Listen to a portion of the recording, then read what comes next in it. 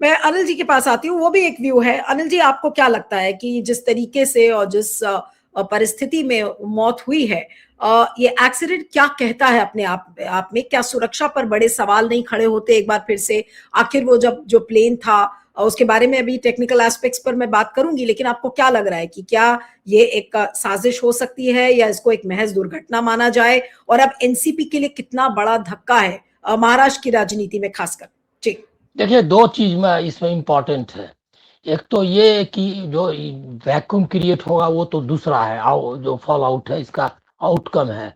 लेकिन ये सवाल तो आएगा ही कि डिप्टी चीफ मिनिस्टर है महाराष्ट्र से स्टेट का, जिसमें इतना स्टेक है, फाइनेंशियल कैपिटल है बॉम्बे, और उसके बाद ये सिविल एविएशन मिनिस्ट्री है।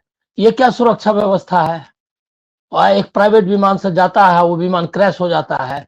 तो ये सवाल तो साजिश है या नहीं है, ये अगला है, ये तो पता करना पड़ेगा।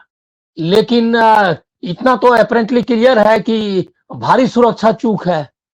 और ये भारी सुरक्षा चूक है वो भी किसके साथ? कोई सामान्य यात्री तो था नहीं।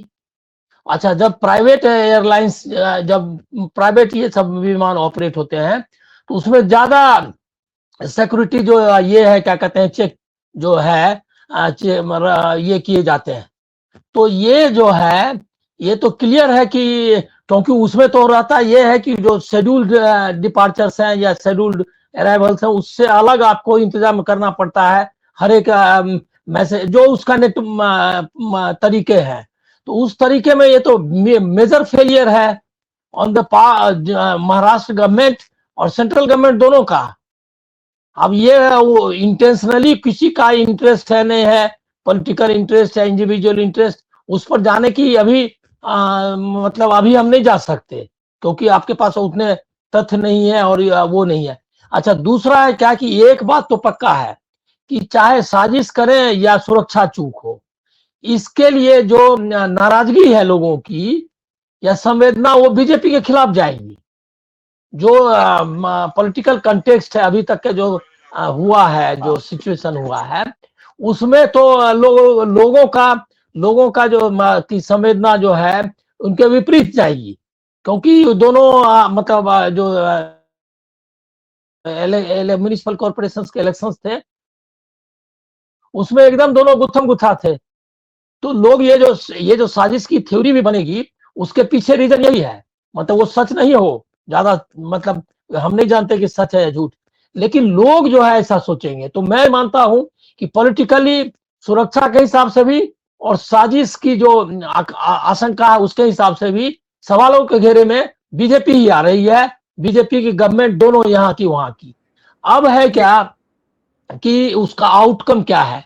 एक बिग ये क्या कहते हैं, वैक्यूम क्रिएट हो गया है महाराष्ट्र की पॉलिटिक्स में, और उसका इमीडिएट जो है नुकसान पहुंचेगा बीजेपी को। क्योंकि लोगों का एक परसेप्शन बनेगा कि उनको मतलब वो रास्ते से हटा दिए गए या हट गए, और जिस तरह से उनका ये हुआ, जो भी हुआ, वो बीजेपी के खिलाफ जाने वाला है। एनसीपी के लिए देखिए, ऐसा इवेंट इस तरह से पिछले दिनों हुए, 1.5-2 महीने में, जिसमें है क्या कि पवार फैमिली जो है यूनाइट हो गई थी। तो ये यूनाइट हो गई और दो पार्टी भी यूनाइट हो रही थी। तो अब वो जो है उनके पक्ष में थोड़ा सा सिंपैथी जाएगी। लेकिन जो पवार फैमिली का स्ट्रक्चरिंग है, उससे अभी लग नहीं रहा है क्या कि जो अजीत पवार का जो वैक्यूम क्रिएट हो रहा है उसको भरने की स्थिति में है। वो कोई उसको टेकअप, जैसे कि शरद पवार तो थे ही सबसे बड़े और मान्य, सर्वमान्य उनके बीच, लेकिन उनकी उम्र हो गई और अजीत पवार ने वो टेक ओवर कर लिया था। एक चीज मैं आपको कहूंगा कि जिस तरह से मतलब उनको देखा है मैंने काम करते हुए, जो अभी लोगों ने बताया अभी, वो जो डायनेमिज्म है, वो जो एनर्जी है, या इवन ही बहुत अच्छे ऑरेटर भी थे। वो ये भी बहुत अच्छे ऑरेटर थे और पॉलिटिकली बहुत शार्प किस्म के व्यक्ति थे। ऑर्गेनाइजर भी बहुत जबरदस्त थे, क्योंकि पवार से अलग होकर के भी उन्होंने अपनी हैसियत बना ली थी। तो ये जो वैक्यूम हुआ है विद इन द एनसीपी और फैमिली, उसको इतनी आसानी से भरना उनके लिए आसान नहीं होगा। अब इसको कौन लोग ये जो वैक्यूम, दूसरा है क्या कि ये बात आप समझ लीजिए क्या कि बीजेपी को बहुत उनसे फायदा था, एक बफर के रूप में वो काम कर रहे थे। जो एंटी बीजेपी फोर्सेस है, एंटी कम्युनलिज्म फोर्सेस है, सेकुलर फोर्सेस, वो एनडीए उनके साथ में उनके साथ था, बीजेपी के साथ। अब उनके जाने के बाद कोई उनके पास एक ऐसा लीडर नहीं है, जो नीतीश कुमार वहां भूमिका निभा रहे हैं एक तरह से, कि जो एंटी बीजेपी सेकुलर फोर्सेस जो है वो उनके साथ है। उसी तरह से अजीत पवार की एक पॉलिटिकल भूमिका थी। अब उनके नहीं रहने के बाद कोई ऐसा उनके पास सेकुलर फेस नहीं है। एकनाथ शिंदे ऑलरेडी हिंदुत्व के फेस हैं, बाकी कोई उनके पार्टी अगर टूट करके ज्यादा से ज्यादा उनके पास ही जाती है अगर बीजेपी के साथ, तो भी वो जो वोट बैंक है, या वो समझिए को जो कॉन्स्टिट्यूएंसी है, वो जो आइडियोलॉजिकल, उसको क्या साधने के लिए बीजेपी के पास करे। तो बीजेपी को मैं दोनों तरफ से संवेदना के स्तर पर भी, जो लोग पीपुल्स परसेप्शन है और जो पॉलिटिकल आइडियोलॉजिकल स्ट्रक्चर है महाराष्ट्र की, उसमें भी मैं दोनों में नुकसान होता हुआ देखता हूं। लेकिन स्ट्रक्चरली चूंकि उनके पास सारा मैकेनिज्म है, तो जो बिखराव आएगा उसको समेटने की वो कोशिश करेंगे। आपको लगेगा कि संगठन पे या एमएलए पे उनका कब्जा हो रहा है, लेकिन जो स्पेस है पॉलिटिकल स्पेस, उस पॉलिटिकल स्पेस के लिए को कब्जा करना बीजेपी के लिए डिफिकल्ट जाएगा। उसको कांग्रेस या एनसीपी के ही लोग कर पाएंगे।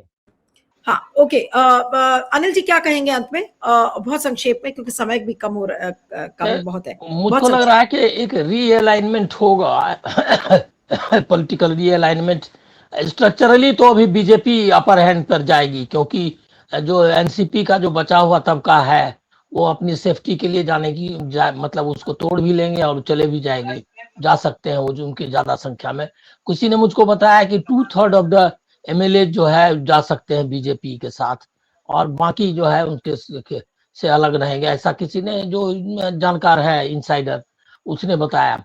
तो उसमें तो जाएगा। लेकिन पॉलिटिकली मैं देखता हूं कि जो रीअलाइनमेंट होने वाला है, उस रीअलाइनमेंट में ये जो बीजेपी का जो फोर्सेस है, जो समर्थक फोर्सेस है, जो सेकुलर फोर्सेस है, जो बीजेपी कम्युनल बीजेपी के साथ नहीं जा सकता है, वो फोर्सेस जो है वो कांग्रेस की तरफ जाएगी। तो और एनसीपी का मैं जो फैमिली यूनिटी के बाद भी मैं नहीं देख पा रहा हूं कि एनसीपी अजीत पवार का जो वैक्यूम क्रिएट हुआ है उसको इमीडिएटली वो भर पाएगी, ये दिक्कत है। सुप्रिया सुले टेक ओवर नहीं कर पाई वो ये। लेकिन यूनिटी हो जाने से एक फायदा हुआ कि उनके पास टाइम मिल गया है कि उनका जो पूर्ति मतलब जो खाली हुआ है स्पेस, उसको फैमिली मिल करके कोशिश करे यूनाइटेडली। लेकिन फिलहाल अभी उसमें थोड़ी डिफिकल्टी दिख रही है मुझको।